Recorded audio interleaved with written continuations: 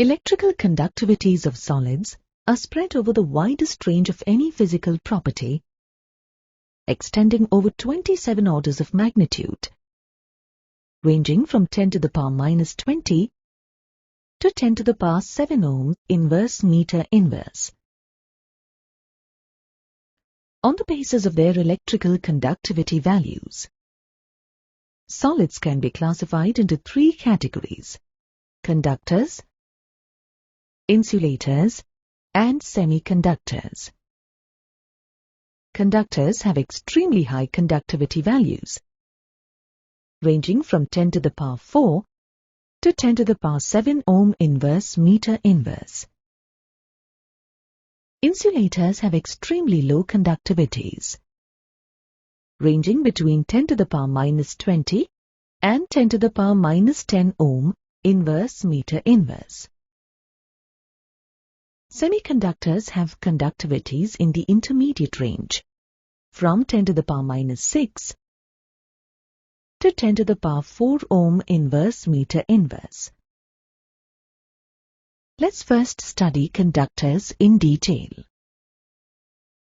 Depending upon the mode of conduction, conductors can be classified into two types: metallic conductors and electrolytic conductors. In metallic conductors, the conduction is due to the movement of electrons. They are also referred to as electronic conductors. Metals belong to this category and conduct electricity without undergoing any change. On the other hand, in electrolytic conductors, the flow of electricity is due to the presence of ions.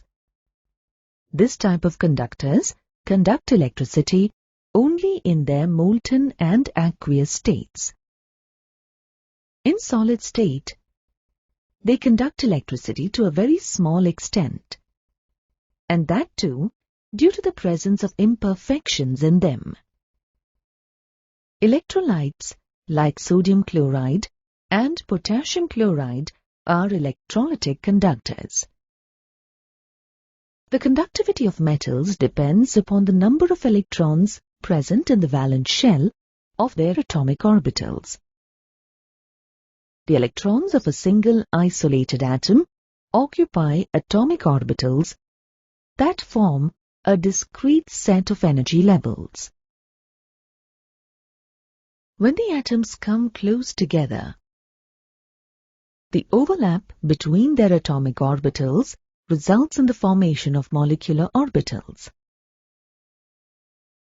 When a large number of atoms come together to form a solid, the number of molecular orbitals becomes exceedingly large. Consequently, the difference in the energy between them becomes very small. Thus, in solids, the energy levels form continuous bands of energy rather than discrete levels of energy. This leads to a band of molecular orbitals of almost a continuum of energy. The band that holds the valence electrons is called the valence band. The other band, which is slightly higher in energy and is formed by the overlap of atomic orbitals, is called the conduction band.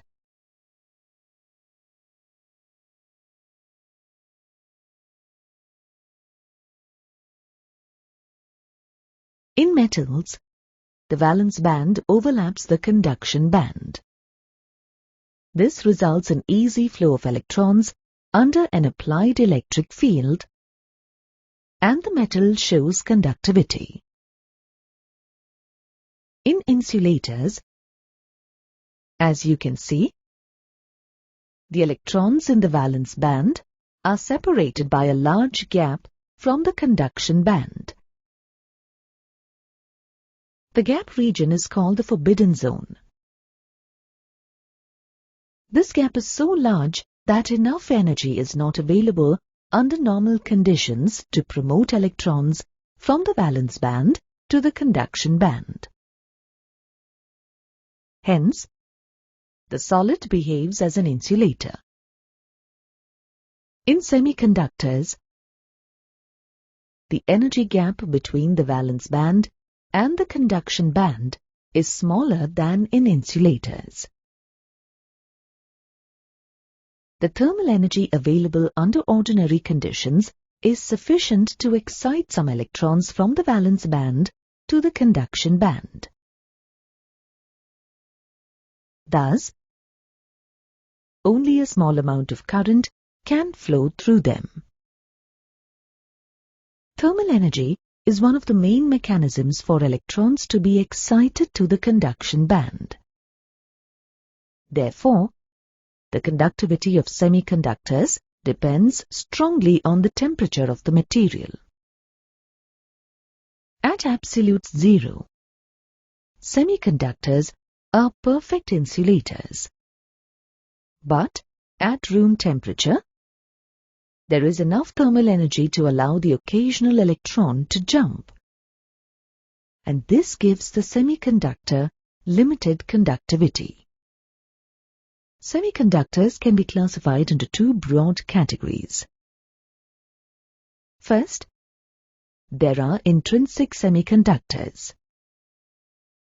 These are composed of only one kind of material.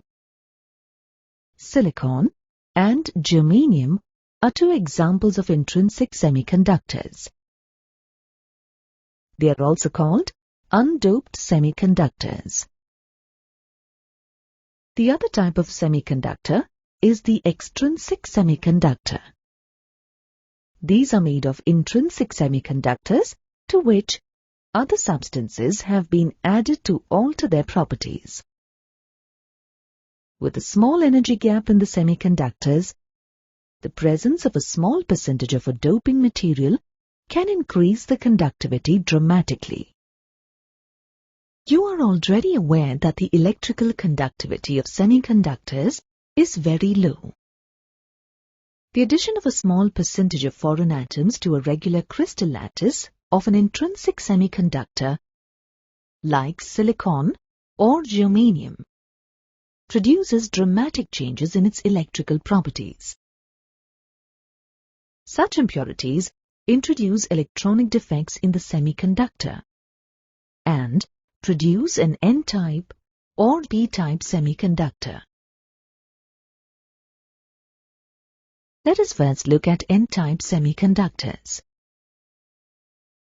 In an N-type semiconductor, the doping atom usually has one more valence electron than the host.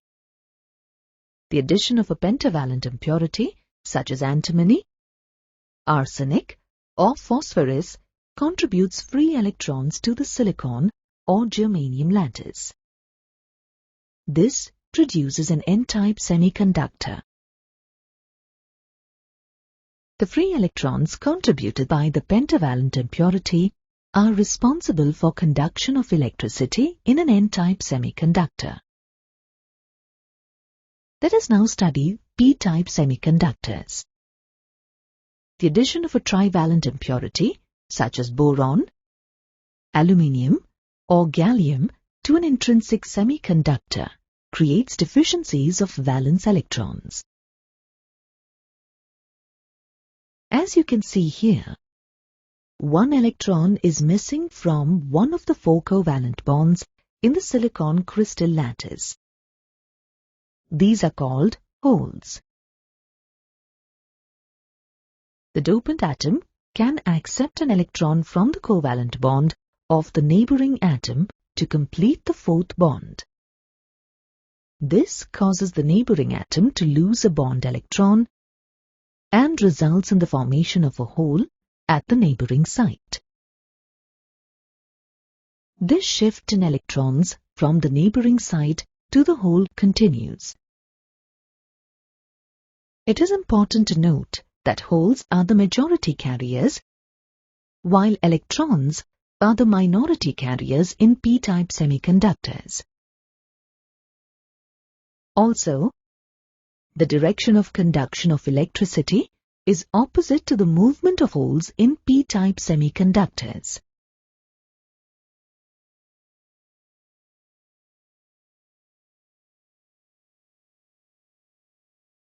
Let us now take a quick look at the applications of p and n-type semiconductors. The most important application is in a p-n junction diode.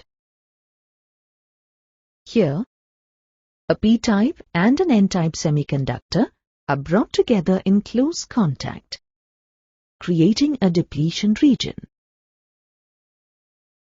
In the depletion region, p-type holes recombine with n-type free electrons, allowing current to pass. In a light-emitting diode, LED, this current produces light. A photodiode converts light into electricity. The common, traditional solar cell used to generate solar power is actually a large area photodiode. It is important to note that in a diode, current can flow in one direction only, but not in the other, and this forms the basis of digital electronics. One of the most popular applications of the diode is in rectifiers. Rectification is the conversion of alternating current into direct current. A rectifier is a device that allows electrons to flow only in one direction. Another application of N and P semiconductors is in the transistor. It is a semiconductor device used to amplify current. There are two types of standard transistors, NPN and PNP. The letters refer to the layers of semiconductor material used to make the transistor.